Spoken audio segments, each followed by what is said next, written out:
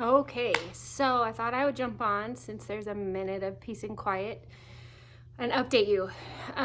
It's been a full week since baby girl has been with us, and it was quite the ride. I feel like it was just kind of a whirlwind. She just fit right in. She just came along to everything. My three older boys just adore her and love her.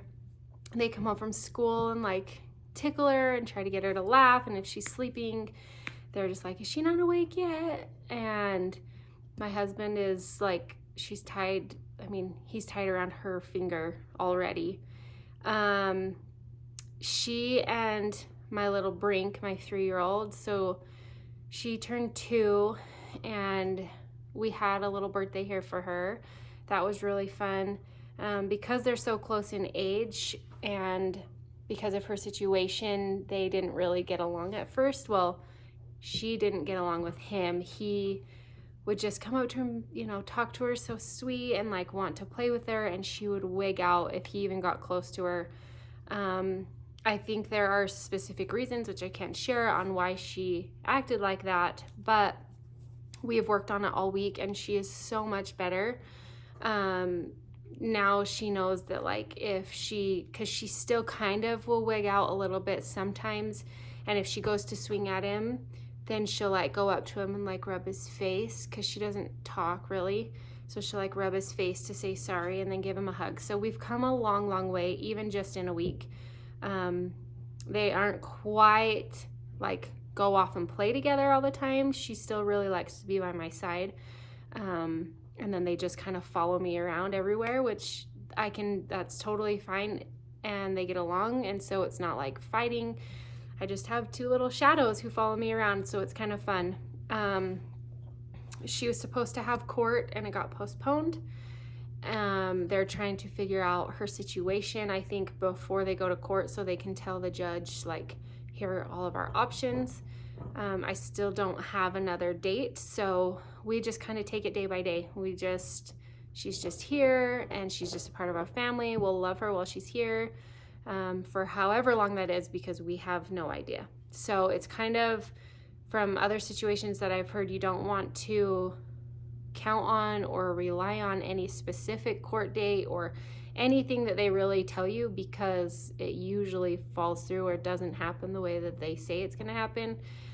And so for me, I feel like it's better to have no expectations and just have no dates in mind.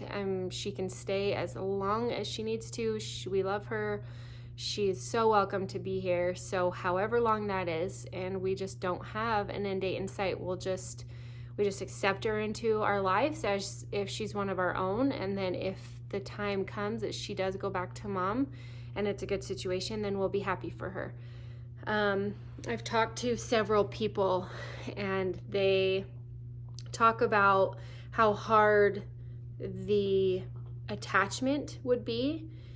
And I always thought that would be extremely difficult, which, don't get me wrong, I think it will be hard.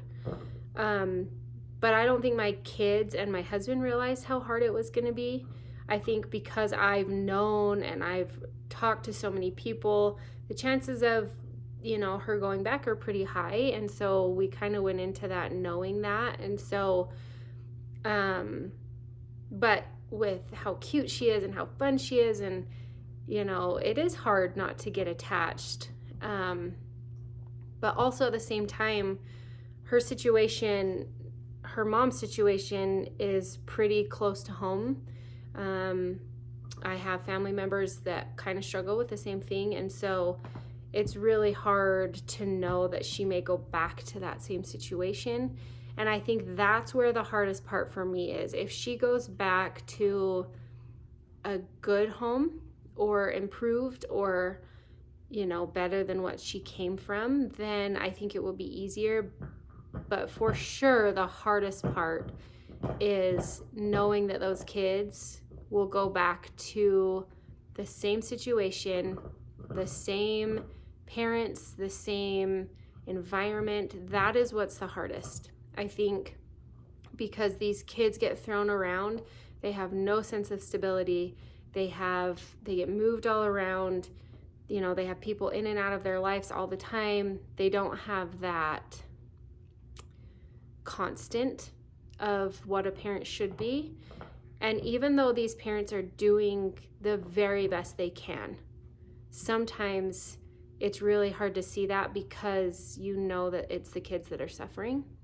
And I think that's the most hard part about this whole foster care thing is you bring these kids into your home and you give them a loving home, stability, constance, and then to have to let them go back to none of that. That is the hardest part. However, a lot of kids that are in foster care, their parents struggle with a lot of things, and I try to be really sensitive to that because I, in my personal life, have struggled with family members who have struggled with certain things, and I don't feel like it's fair for anybody to say that those parents shouldn't have their kids. Because of my situation, like I would never want somebody to tell my family member that they shouldn't get to be a parent just because of the struggles that they're struggling with. But there is also a point where the kids need to come first, and if they're not going back to a safe environment or a good environment, that is the most difficult part. I have a friend who her kids recently got sent back to their mom, and she's really struggling because this is where people talk about the system fails these kids all the time. The system is failing because there are so many people involved. There are so many different aspects of, the DCFS and the children's reps and the foster care families reps and the judges and there are so many people involved that some really care, some don't.